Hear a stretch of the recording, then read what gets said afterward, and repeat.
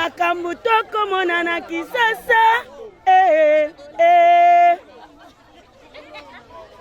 eh eh ah mama photo sorolande mitema maboko te ba congolais pe ba africain nyonso tout obeba ye mongo nani mokonzi mboka ifatala makambo oyo.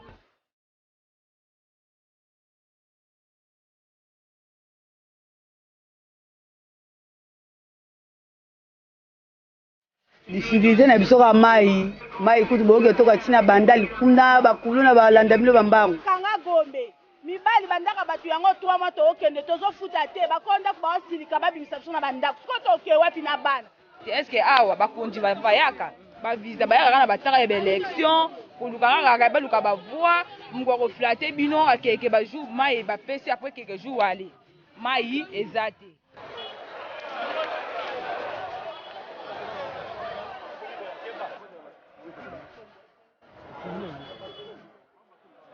Bon, malade à la parole, on a mon exact. Malade à l'aise à la barre, mon bacon.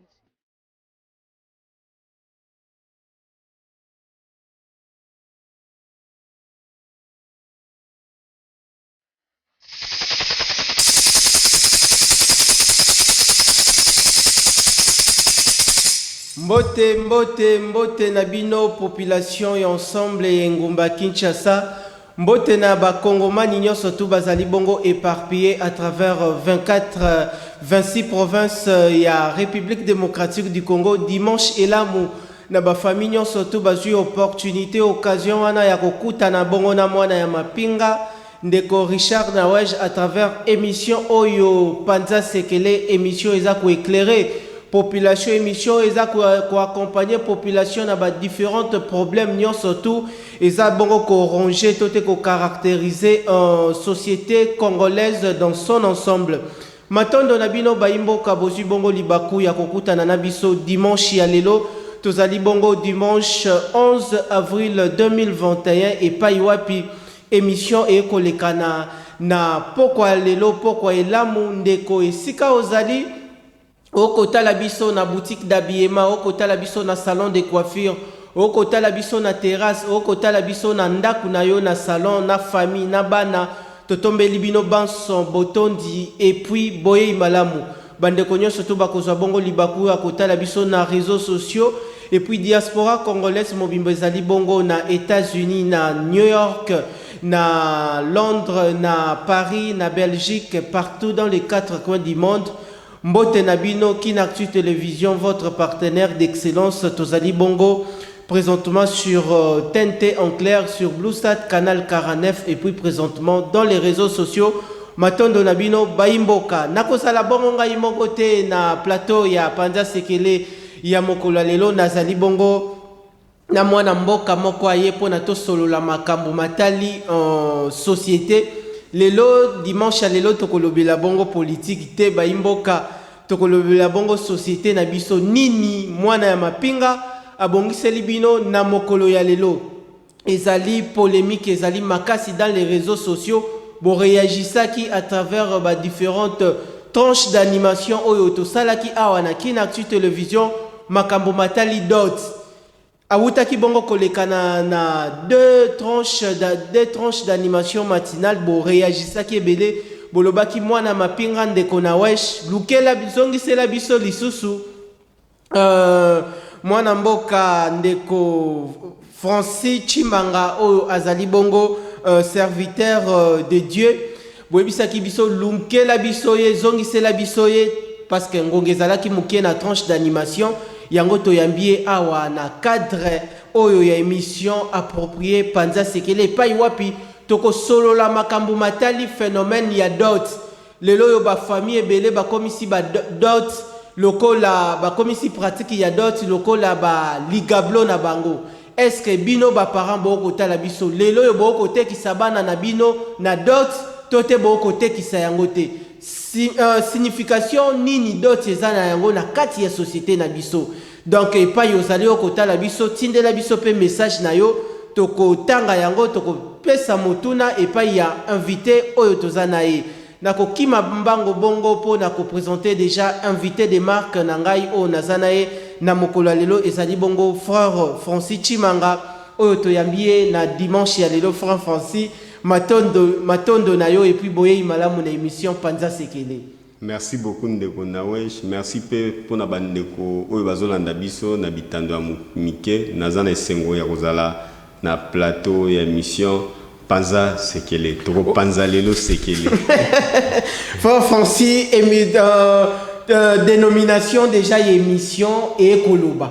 Donc moté meza bongo sandu kote ndenge oye awa oye pona o édifier bana na Nzambe o apporter ba éclaircissement et belé parce que au fingami mingi na réseaux sociaux wana tokoki ko bomba yango te au fingami mingi ezali na ba sœur rebelle ba frère rebelle ba famille rebelle o ba komisa doti lelo lokola ba mabenga na bango lokola ba boutique na bango koteka bana lelo yo okomona na kati ya fiançailles bandeko ba ko beta bambula ebele ba ko bala na te parce que ba moyens ezalité ba famille pe ba ko senga ba $500 ba $1000 lelo yo dot eza ko poser problème na ba couple ebele toyambio encore une fois na longonya nyonso tu na émission Panza Sekele ya lelo nini ya motu yo zali na yango okoki ko lobelela comme parole introductive na ba public congolais nyonso tu bazwi libaku ya kotala yo na ngongao avant to simba motolu na likambo etali dot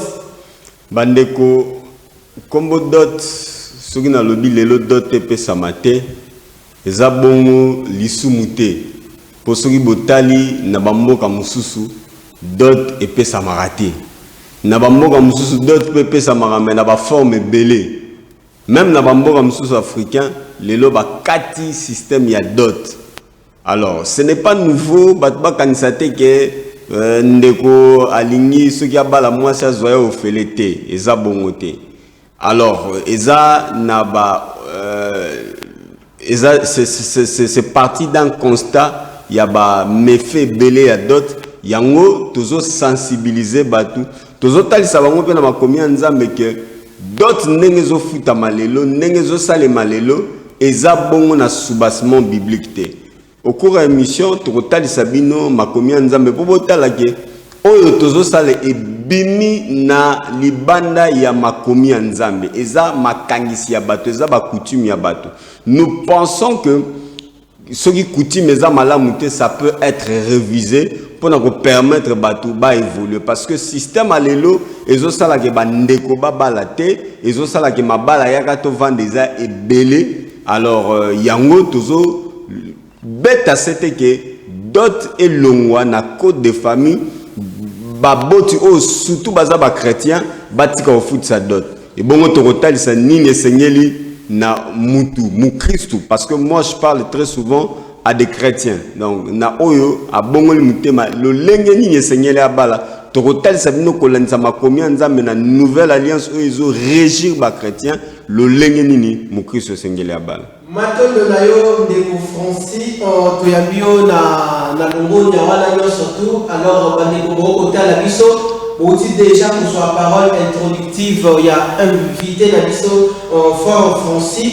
vraiment ezali sujet moko hyper capital ba maman bobenga bana na bino bobenga papa bofanda liboso etando parce que azawana pona a éclairé bino la société ba mabota ebele et puis les lots bilenge ebele il faut pas bala mais difficultés ali il y a d'autres les lots aussi ba sujet à d'autres malobe ko za bon et invité grand merci na coordination technique et kamba bibongo na 26 bongo na boka Serge Makoso na ngabu ya réalisation pe machine régie finale et kamba bibongo na intelligent Light Moutonge. Merci pour la particulière attention aux huiles et puis pour accorder à travers émission Panza Sekele la Katia qui l'a tu télévision. Moi namoka ndeko Francis Chimanga population et kota la biso na ngongao bazali na besoin va s'éclairer mais meka un peu comme ça la biso un bref aperçu pour na ba yeba ligne yango ezali signification ya d'autres du point de vue biblique. Bon.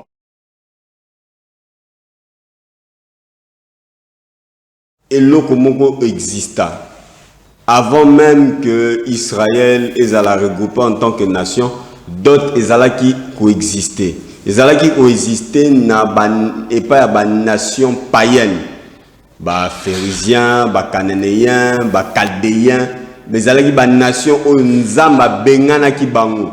Ba nation o nzambe ayebaki bongo na ko bengana. Ezalaki déjà coexister au fait. C'était une pratique, c'est pas une pratique nouvelle. C'est une pratique qui existait déjà. Mais il s'est fait que d'autres na signification on les a produit de la vente. Ils ont produit de la vente. Mais il système moko ezalaki système moko batiaki yango pona ko balisa mwana avant ko balisa e izali na biloko bazako senga ezali ne bazo teka mwana. C'était ça la dot. Alors Bana Israël bayaki ko adopter système wana pona en cas il y a viol, en cas d'abus sexuel. Je voulais dire en cas d'abus sexuel pona réparation yangone bazako senga dot. Mais totali bongo na mukanda nzambe ba signification ebele ya ba dot ezali ezana ba signification ebele ezana ba connotation ebele na nito songa na permission de konawesh matondo pour ça na foi français éclairer population total nanu dot ndenge nini komami na makomi ya nzambe bon na rozonga nanu na makomi ya nzambe et puis na expliquer bato po bato bazo justifier ba dot à partir de la texte biblique. Mais je vais maintenant expliquer. Voilà, olingi o symbole la makambo matali dot du point de na côté ya Ancien Testament. Na côté Ancien Testament. Pour na Nouveau Testament dot ezalate. OK. Donc botal le Nouveau Testament de Matthieu jusqu'à Apocalypse, batikala koloba na makambo dot te ba Thomas Yesu Masia mokote ateya dot. Mais dans l'Ancien Testament dot ezalaki. Na banda, la première fois que dot ezalaki citame na Genèse chapitre 34 verset 12, la première fois. C'est vrai qu'il y a des suppositions avant ça, il y avait la dot, il y avait un paiement de la dot, mais la première fois oyo dot eza citame et tangami bongo na Genèse chapitre 34 verset 12. Alors on a ba circonstance nini na verset à travers passage biblique outi ko pesa bana na nzambe dot et citamaki. Bon, tomoni bongo elenge mobali mo comme na Shichem.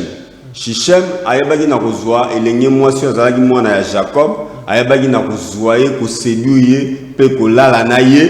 Bon, excusez-moi le terme pour dire ça. Ayebaki na kozwa ye ko violer au fait, ko violer. Alors acte wana et s'appelle ça qui bandeko ya dinate. Na Jacob et s'appelle ça qui était. Bongo soko tangi na verset topesi Genèse 34 verset 12.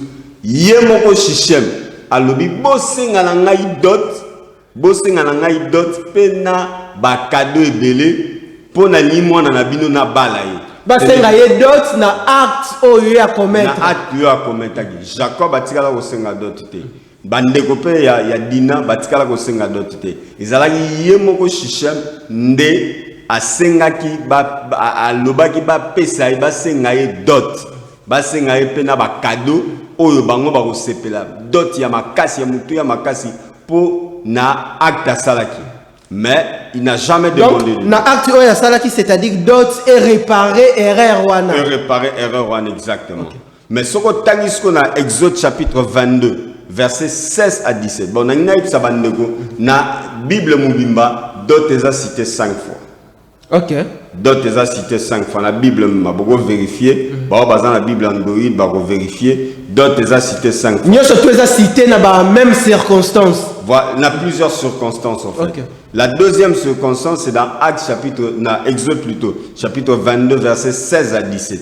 Exode chapitre 22 verset 16 à 17 eza bongo mo beko oyo Yahweh apesaki epa ya Moïse. Abisi Moïse moi na mobali oyo akozwa elenge mwasi oyo ba fiancé nanu te. Oyo akozwa ye soki ya séduire elenge na il faut zala moseka. Ce qui a zouillé, a séduit, a déviergé, permettez-moi le terme, a déviergé, a kofuta bongo dot o tatana ya kosenga. A kofuta bongo dot o tatana ya kosenga. Na bongo na verset 17 balobi, tata pa koboya a pesa mwana na ye. Mais balobi, a kopesa équivalent ya mbongo ya dot. Bozomona. C'était pour cas de réparation, cas d'abus sexuel. Donc, nulle part, basenga ba exige dot. Alors, soko tangi bongo na 1 Samuel Suko, chapitre 18, verset 25. Na 1 Samuel, chapitre 18, verset 25, bazoloba David, roi Saoul azoloba, nazo senga na David dot te. Alors, c'est par là que beaucoup de gens ont pris, on dit qu'il faut demander la dot parce que le roi pouvait demander la dot. Non, en fait, le roi n'a pas demandé de dot. Alors, si vous sous-entendez, il semblerait que David avait déjà connu la fille de Saoul. Il semblerait qu'il était déjà en relation pour obéir à cette loi. Alors, le roi dit, je ne demande pas de dot. Cependant, après ça, on a prépuce. Akende na bitumba, bunda, après ça, banzoto mibali, 100. En fait, 100 prépuce pour na azwamwa nanga. C'était un piège que Saoul tendait à David. Donc, vous voyez que la dot a plusieurs significations. Mais, signification à ce que ça, dans 1 roi chapitre 9, verset 16, au Balobi, roi, il y a Égypte. Après ça qui moi nanaye dot ou azaro bala Salomo moi na moi ça zo bala Salomo bon roi akamati dot après c'est pas moi nanaye pour na comme cadeau. Donc la dot représentait un cadeau. Alors ce que tali na ba version na donc nulle part où ba selon ba signification nulle part où dot e bimana ba forme ya lelo. Alors lelo yo pour ba to ba justifier dot bazo se servir bon na histoire ya Eliezer de Damas. Ou akendaki kotala ou akendaki kobalela Isaac mwasi. Eza bongo na Genèse chapitre 24 verset 50 à 54. Bandeko bakotanga yango Eliezer de Damas tanga zoki no bala pona Isaac mwasi akendaki na bakado. Mais Bible lobi nani papa ya Rebecca. Papa ya Rebecca basengaki eloko te. Balobaki biso tona eloko kolobate soki makamwa ne wutie pa kolonzambe mwana yeoyo kende na ye akoma mwasi ya patron na yo akoma mwasi ya mwana patron na yo. Voilà, mais librement soko tangi na mukanda nzambe librement Eliezer de Damas akamati ba cadeau apesi nanu na Rebecca et bongo ayo ko pesa ba cadeau et pa ya bandeko ya Rebecca, mais nulle part basengaye quelconque d'autre. C'était libre. Merci Nayo ndeko Francine ndenge oko sembo la population naza sûr que ba famille ebele et vandi po nezali sujet moko ya mutuya lelo bandeko ebele ba ko se poser ba question pourquoi d'autres et comme ko régner awa et ko za ko handicapé ba jeune couple ebele po na babalana. Lelo ba âge et kolekana mais okomona batu ba komi na 35 ans 40 ans kino lelo yo d'autres et ko poser bongo problème ndeko Francis kolanda yo ezali interprétation ya ancienne alliance lelo to koti bongo na nouvelle alliance est-ce que applicabilité ya d'autres na architecture ya société na biso lelo yo et ça ko symboliser nini na interprétation ya kala. Bon, en fait, je veux revenir aussi pour terminer avec l'histoire de Jacob. Ok. Jacob, Balobi Jacob a payé sa dot. Bon, c'est vrai que si on peut considérer ce que Jacob avait donné dot, nous ne pouvons pas considérer ça comme un modèle. Togo kokanisa histoire ya Jacob comme un modèle. Pour Jacob, tant que na bala Rachel, Babakselena Léa, Jacob a salaki musala sans être payé. Mais la question que je pose à nos parents, est-ce que Yorolinga Osalisa Bokilo non Moussala pendant 7 ans au Futara été pour payer comme salaire moi nanayo? Soyons sérieux, personne n'acceptera ça. Au Monibo Mozaba, loi ou yé soyez comme mettre fin na nzela ya kufa na epelise kwa nene kulusu. Ba loi na isa ko symboliser les lois ba coutume. Oui, ce sont des coutumes, des traditions humaines qui n'ont rien à voir avec la parole de Dieu. Ce sont des coutumes, des traditions humaines. C'est bien bon de respecter nos coutumes, mais quand nos coutumes ne cadrent pas avec la parole de Dieu, ce n'est pas dans le sens de la rébellion, mais dans le sens de respecter la parole de Dieu, parce que l'Ilobananza mené yangon des autorités suprêmes dans l'Iso. Mais ce que tu zongi na mukana yanzambe na boyo kani yasika nulle part au balobi ndeko soka nyabala appelle sa dot. Ce n'est pas écrit où que ce soit. Même mot dot existera dans la nouvelle alliance. Mais les lois aussi total bien la dot. Chaque école en école ils ont une coutume na yango. Les lois au Kobala peut-être moi si à Muluba ils ont un genre il y a dot na bango. Au Kende na moi si à Mukongo ils ont un genre il y a coutume na bango. Les lois pourquoi dot et jubongo en plaire et puis place makasi na kati ya société. Alors soko talibongo na tangu ya kala muto na conception à dot ezalaki geste moko o mobile ya rosala pona abala mwasi nae. Donc ezalaki un geste, un symbole. Ya omona bamboka mso bazosenga ba makasu, bamboka mso bazosenga kaka masanga lungwila, bamboka mso bazosenga mungwa. C'était des choses banales qui ne pouvaient pas faire perdre la tête à quelqu'un. Mais non, il y a une idée où c'est $2,000, $1,500, $400. Alors, vu la société évoluer, vina bobola nenge koti, alors ba commission au fond de commerce, ba commission au moyen pour gagner bon, ba dénaturer complètement ba coutume wana. Lelo ozo sala manamboga na biso c'est un commerce. Eza commerce, business ya famille. La preuve ane que na dot batu baswanaka, batu babundaka, batu bafinganaka na ere libala batu basepela et comme ya koswana o mbongo mobali no yaki nango kokite ote et puis chose choquant na ba commencer na ba prédote lelo pe komi exigeant. Donc au moins ni bongo ezali susu ba famille ba ezako exiger pour na ba yebi que za ba boutique ba ko sala misolo ezali susu coutume te tozo respecter et komi ba tradition moko trop bizarre, trop banal.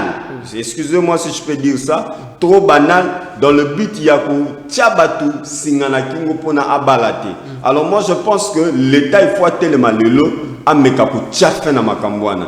La manière de mettre fin à ces choses-là, c'est d'interdire carrément la dot.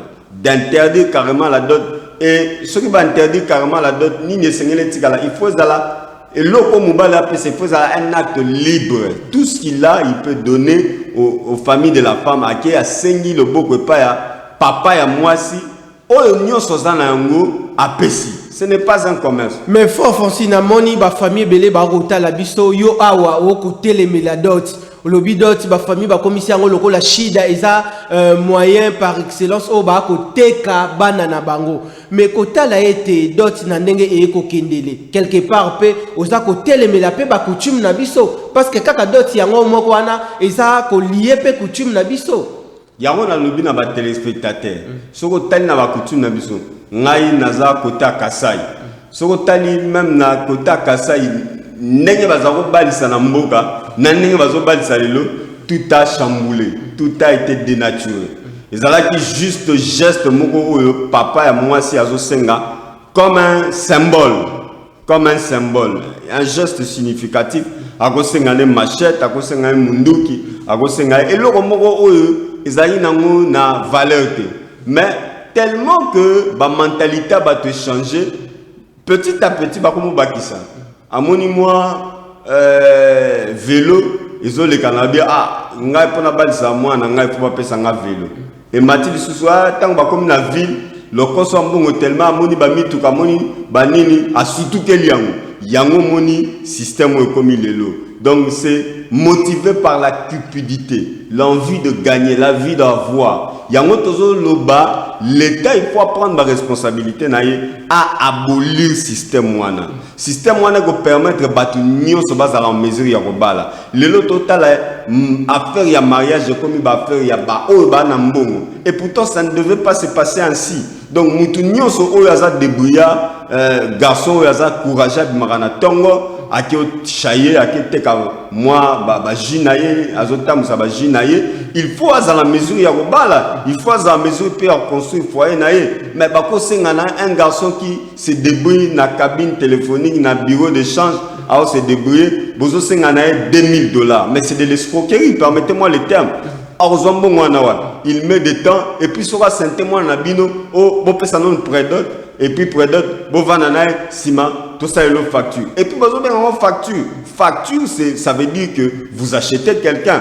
Au moins il y a tout, ce sont des commandements qui visent à mettre la corde au cou aux gens. Il y a un moment où l'État a tellement à abolir d'autres kati na code de famille pour nous permettre batu nyonso baza na possibilité robala. Je pense que soki lelo yo ndeko oyo azana yango ayeko pesa baboti. Et ça question au changement de mentalité. Bat bazo mona nouveau ezala na lelo na Burkina Faso ba bomi tot. Ezala na yango na bamboka mususu na poto so ke poto ngana na ndeko azana États-Unis. Abisinga yaya na bengi na tuni ba américain na bobala ka ndengeni. Ba américain ba lobitin biso awa soki ndeko azumu bali na ye aye ko lakisa biso to sali dîner de famille to ketika ye na mairie en fait na mairie to na officier de l'état civil babalani ba fouti juste des frais de petits frais administratifs et voilà ba signer mukanda na bango libala nyoso ngwana bat bazo mona ngo loko moko transporter existera na ngo okende na bamboka lokola ba Afrique du Sud na ba grande ville ba dot ça il m'a raté. C'est simplement une liberté. Donc voilà un peu yango tozo senga na l'état aboma makambo ya ba dot oyo parce que ça na fondement biblique mon côté.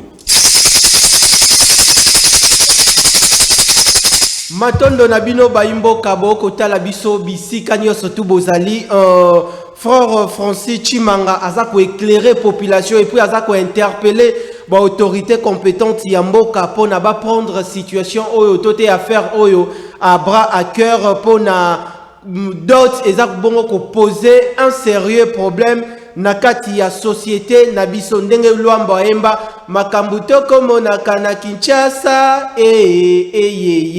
mama donc fort Francis siko to simbalisu phénomène mususu lelo yoto ko la pratique ya d'autres ndenge ba famille ebele komi ko exagérer d'autres ba commission lokola ba ligablo na bango ba boutique na bango ba sala kambongo ba tekaka bana na bango ya basi. Ba conséquence ya d'autres eza nini nakati ya libala avant nous to si maintenant conséquences mais des avantages ya d'autres eza nini nakati ya couple ceux qui couple bazo vivre. Bon, des avantages ya liboso ils ont bloqué ba couple ba balana. Moi par exemple moi dans ma famille je donne un témoignage nazana leki na ngai oya la ninga na sima il s'est fait que yena mobali na ba kometaki mbeba et bon ba botaki ensemble mais bas lingala ni makasi ba lingaki ba bala ngana kei lokola nzambo na mbali ya mukolo na ebisi bongo ba kulutu na lobi bon ndeko alinga bala mwana aza déjà na ndako ase débrouillaka akolie sa mwasi ata mwa matembele soko mona ni mwa fufu na mwana bakolia ba lié vie zo continuer to faciliter ba tâche mais c'était de la bagarre. C'était de disputes inutiles. Merci bango. Proposition na yo zalaki nini? Proposition na ngai là-bas au sengata $300. Moi j'avais dit ça pour sunga bango mais qui ne m'a pas insulté?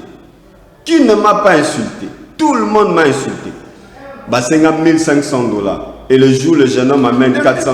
Ndeko Fonsi na katiote 1,500 na bazo senga vu aspect tote critères ya moi si o ba ko bala tote ba mesure ka yango na nini na ba monto ba senga. Non mais c'est librement niveau ya famille tote bozu ya famille tote zani librement en fait ba beti ba calcul donc bon tu as 1,500 wana bon 1,500 ou on voit 200 bo beti déjà ba calcul. Il y a là aucun critère, il y a aucun fondement pour fixer ce montant. Bah fixer on kaka juste kaka pour on a besoin de monde. Mais qu'est-ce qui s'est passé? Ne pas réunir un montant il a réuni un montant plus bas que ça. Mais le jour de mariage, tout le monde kabola bitumba. Est-ce que c'est normal? Donc ils ont empêché Batouba Bal. Des avantages ils ont empêché Batouba Bal. Moi je connais aussi un couple aujourd'hui qui a fait 2 ans depuis la présentation entre autres entre guillemets près d'autres. Na yebisa bandeko na lobi ndeko. Mama azana bana mibale. Oyo bakabwana mbali na liboso. Lokola basi bakabwana basa déjà plus de 15 ans ensemble ndeko mbali. Pour faciliter tâche o mobala komona nango aya apesa. Tan balobi o bo pesa $1,500. Bo pesa 2,000. Bo pesa 2,000 batangi na babiloko ebele. Mais ti lelo ça fait 2 ans que bazo vivre bazo ko réunir montana te. Donc des avantages à liboso ezo ko empêcher bandeko babala. Mais des avantages à yami balé ezo sala ke ekobo ekoma makasi. Ekobo ekoma makasi. Mutu oyaza na plus de 25 ezalaka pasi yami kanga. Même la Bible le dit, Thomas Paul a dit ça va Corinthiens le dit, oya koki komi kanga te esengeli na ye abala.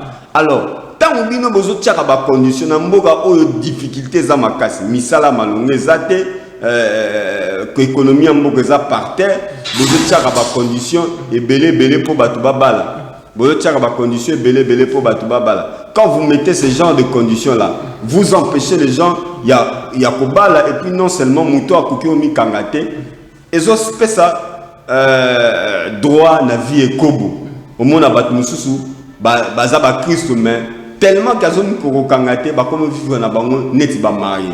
Alors pour empêcher je pense qu'aujourd'hui les parents doivent prendre conscience qu'il faut que l'on la dot, il faut que tika batu libre oyo ndekwaza na ngo aye ko pesa bino bozo sala mongbongo te. Je pense que des familles nobles, ce que ça famille noble, papa noble, ozela tolata ta veste pour obal samona na yo. C'est de la bassesse je pense. Excusez-moi les termes, je vais choquer certaines personnes. C'est de la bassesse que na bana de la veste. Mutazo biso nga na tengsa mo na nga pona pamba. Donc yo ozo tengsa mo na yo lokola obogola ebole, ozo lié sa ngulu na yo.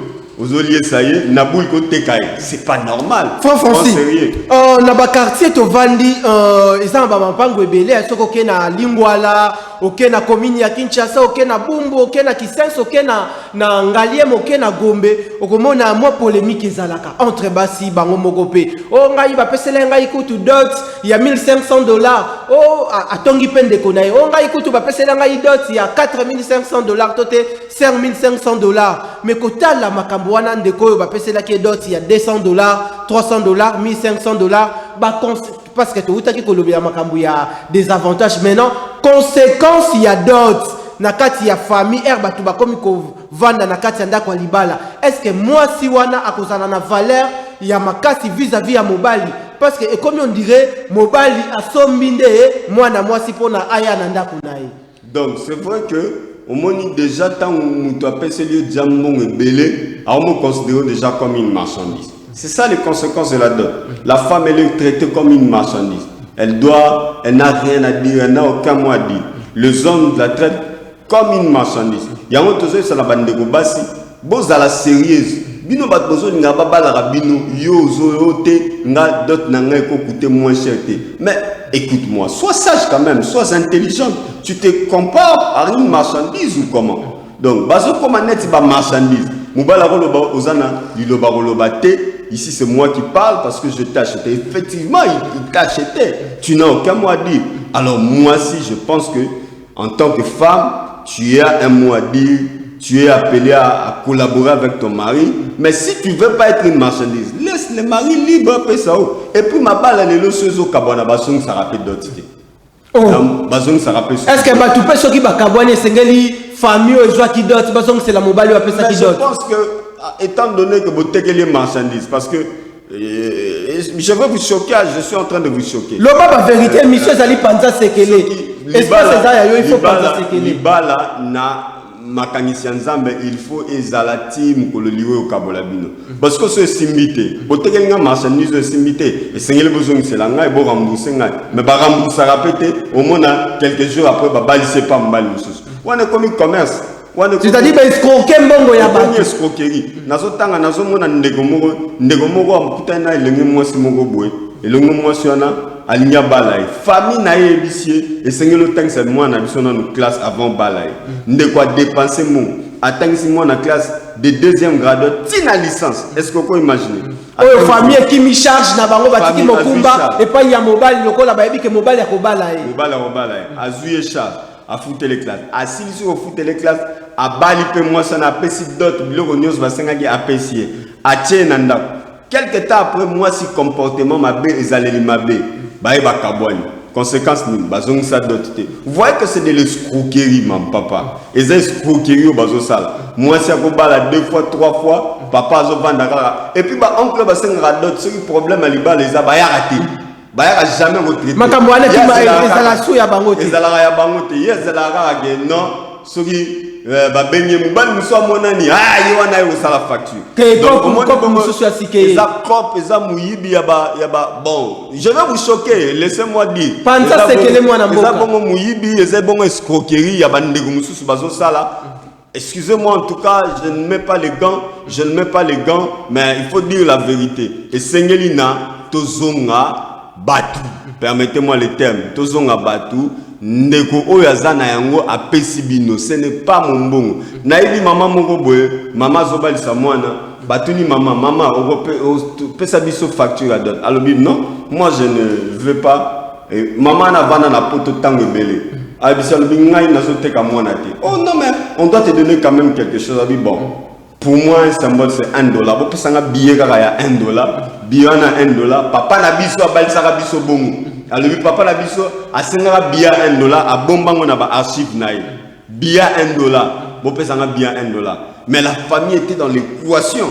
Non, mais on ne peut pas te donner un billet de $1. Bah, na biloko belé ba pesi mama tala biloko to pesio pour na libala ya mwana yango mama pas sepeli mama en retour apesa mobali na mwasi na ye mwana na ya mwasi azo bali sa ye apesi na mobali akamati cadeau apesi bango $6,000 alors ozwa yango bobanda vi na bino omoni ba famille noble mais toko bimisaka bobola na biso te na miso bato bobando senga bato deux boîtes ya miliki bobando senga bato ba chaînette à nord chaînette à or au latte à monter la vie non mobimba.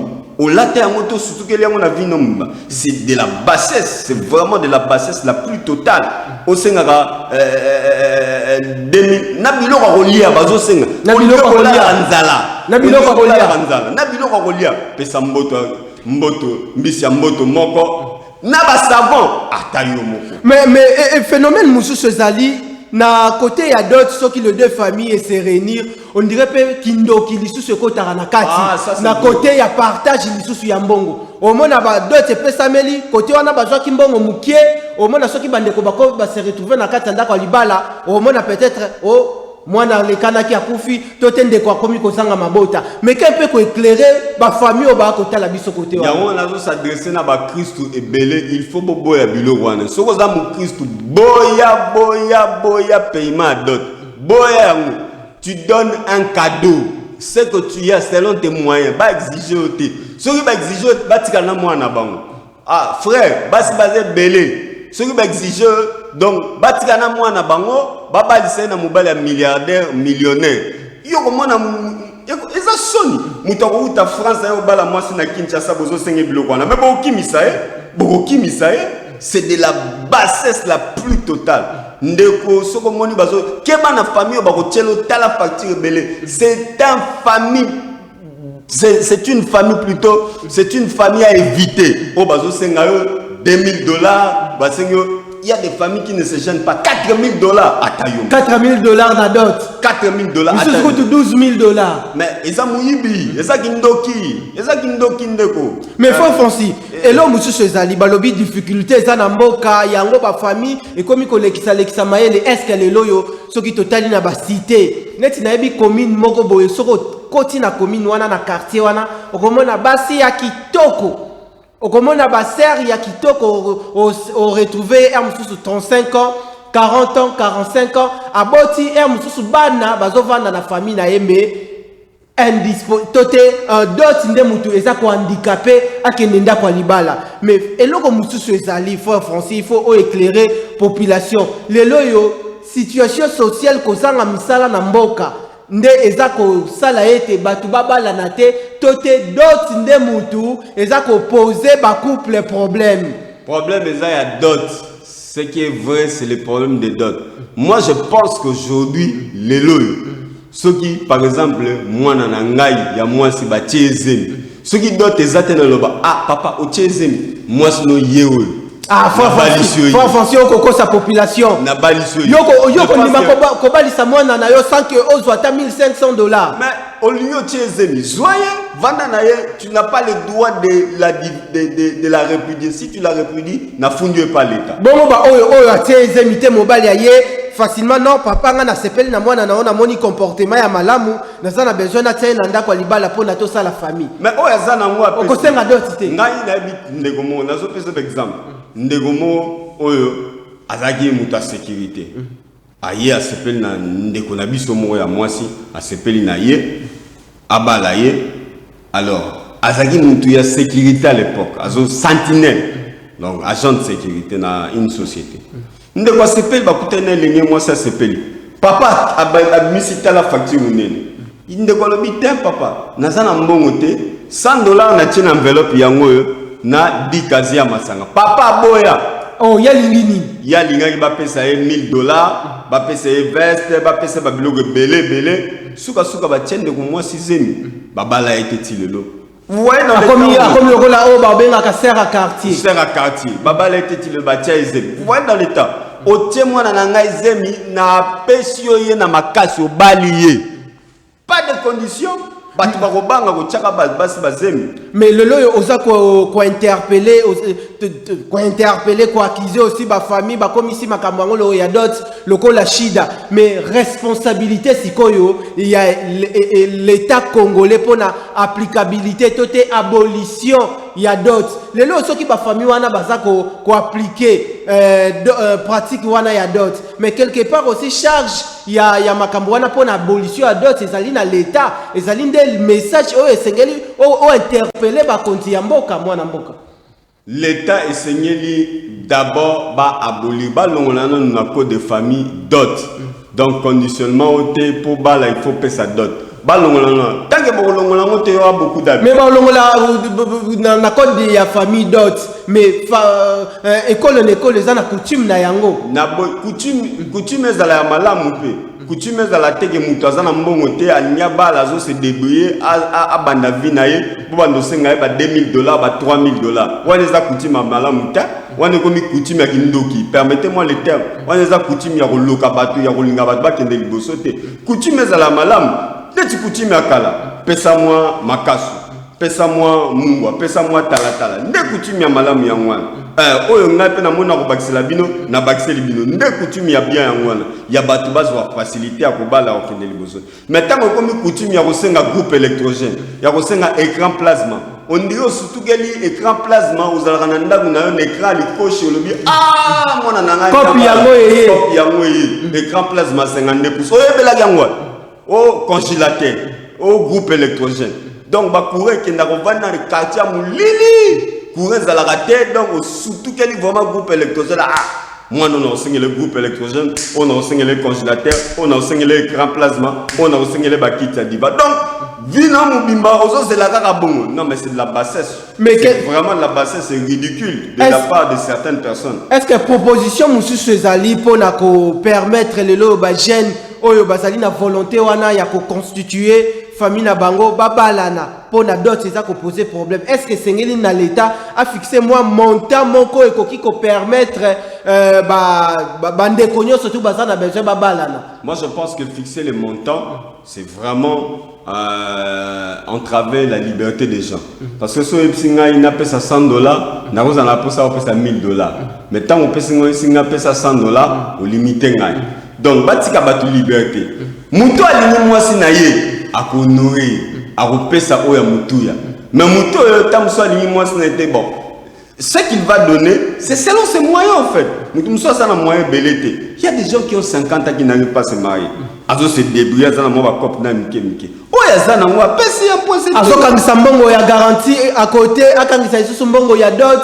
mbula nini bakobalana ba 15 ans ya fiançailles bande ko bakobalana tata moi si bazo sala la pression ba oncle bazo sala la pression on dirait na lata li puta te na vie na ye on dirait na lata pa ça pas oh azo senga o veste Thierry Mugler montre Rolex mais c'est quoi ça o senga montre Rolex on surtout que les montre Rolex bino mbimba donc bazo senga na ba téléphone iPhone atayo moko ba iPhone pe comme tablette et comment senga mati on connaît que n'est pas ya papa le qui tote ko papa le c'est surtout que les tablettes Donc, au moins, l'État est limité, l'État a sa responsabilité, n'est pas l'ongolana nous,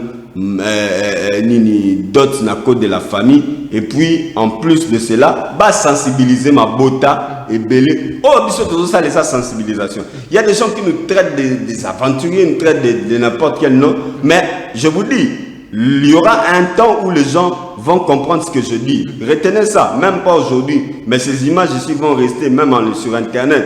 Il y a des gens qui vont faire passer ces images et dire Ndekwana Azagina a raison. Il faut tout le monde là, d'autres n'a de famille. Burkina Faso, Saliango, Nabamboga, M. Salimara, Futara, d'autres, les choses se passent librement. Alors pourquoi pas chez nous?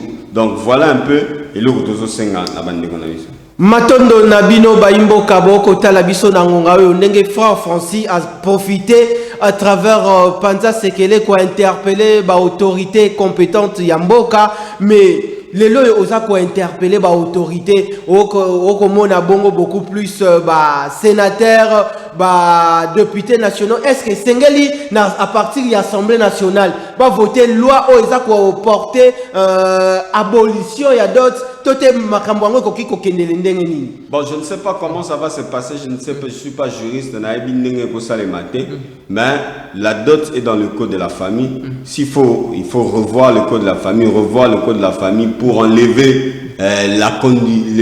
les conditionnements du mariage par la dot. Et puis il faut enseigner la procédure administrative. Les lois la commune 10% de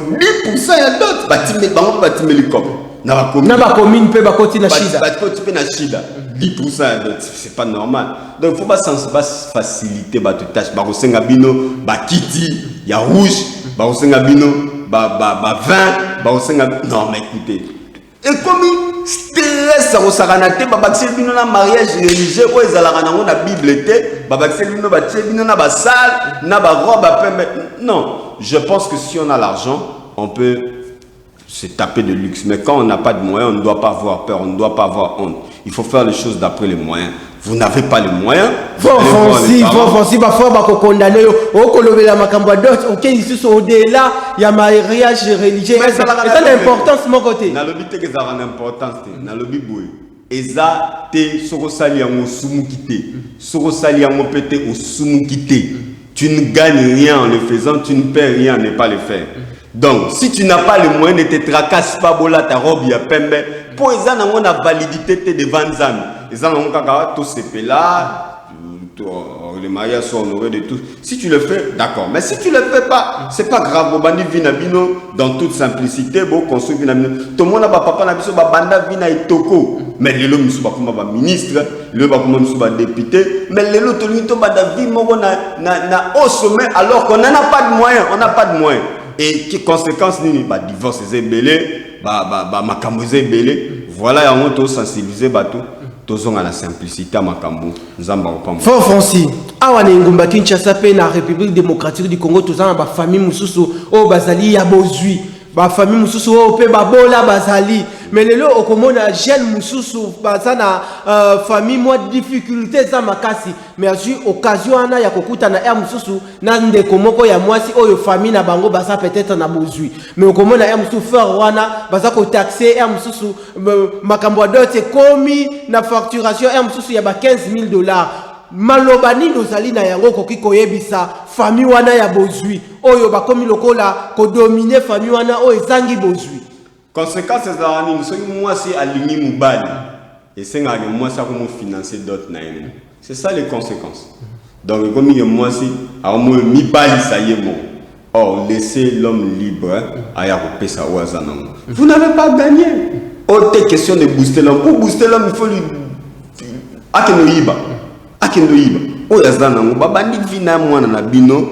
L'essentiel c'est quoi? C'est d'abord savoir si l'homme est sérieux, si l'homme est responsable, si l'homme peut prendre soin de votre enfant convenablement jusqu'à ce que la mort le sépare. Si on connaît ça, il n'y a pas de problème. Venez avec ce que tu as, on se marie. Mais quand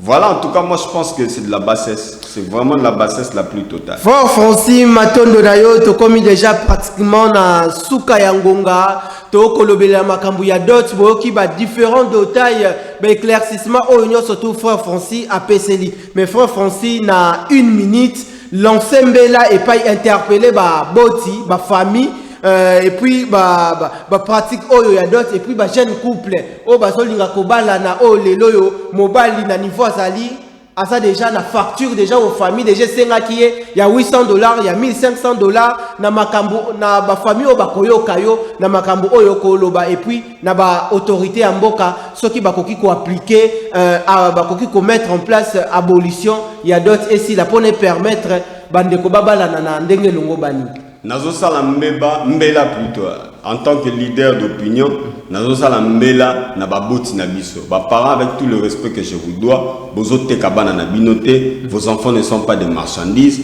ce qui facilite leur la tâche de se marier oyo mobali ozala nango ezala 100 francs ndima yango eza ozote ka mutute oyo ebele ba côté mela au français ngai talinga itanga la lobby oya côté melanga itali o amonika zoteka mwana na y a pas de problème mais bande ko belé ba na bino ba ko bala raté ba ko tulaka na bandako ota lobi sans effet bo ko lukaka milimo célibat ezalaka na milimo célibat ezaka ka yo moko ça ba parents o bazo senga ba dot belé nde milimo célibat ya mwana. Deuxièmement, j'interpelle à nos sœurs bosola na ba boti na bino ozui mubali ya sérieux ozui mubali ya bien aibia ko bala ataza na ba moyen muke sola papa maman papa botika kosenga babiloko wana oyo komonana bondima na sina zui mubali to bandi vina biso et puis l'état il faut ça la musala ya kolongola na no dot na code abolir dot et puis ba sensibiliser bikolo nyonso ponako ça l'été libala ezala facile batu nyonso babala. Merci beaucoup. Matondi na yo ndeko Francis je crois réaction et koya ebele oyo nyonso to za besoin ça la débat oza contre makambu frère Francis outi koloba numéro ya téléphone ezawana benga biso tokotia bino en confrontation na ye makambu koloba na son de cloche mususu. Merci Nabino bandeko balandi bozwa ki occasion ya kotala émission Panza Sekele na pokwa lelo dimanche là muna ba famille surtout na bandeko basi na bandeko mibali bozwa ki bongo occasion ya kotala Panza Sekele. Grand merci l'équipe technique et puis na bosanité le partenaire d'excellence ya Kinactu Télévision mwana mboka André Mabwisha Lumanisha Francis na oyo akozala contre yo kozala disponible pour na débat. Naza disponible pour la débat, tout débattre sur la parole de Dieu. Je suis disponible. Matondo Nabino to komi na suka prochain numéro ezali bongo nouveau numéro ezali bongo programmé incessamment. Merci Nabino et puis merci une équipe technique et puis bino batubozi occasion ya kotala biso.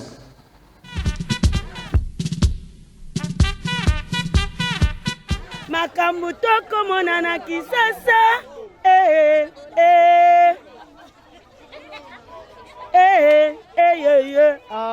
Mama.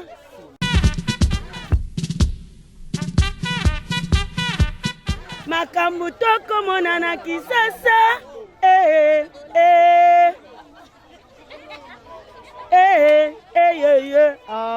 Mama.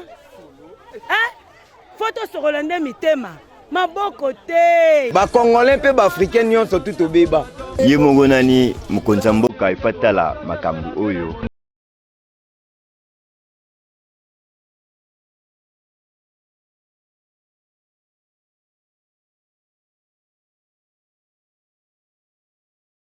Mai kutu boge toka china bandali kuna bakuluna balanda bino bambangu kanga gombe mibali bandaka batu yango 3 mois to okende tozofuta te bakonda ba osilika babimisa sona bandako koto oke wapi na bana est-ce que awa bakonzi bayaka bavisa bayaka na bataka ya élection koluka kaka baluka bavoi moko koflate bino akeke bajour mai bapesi après quelques jours ali mai eza te.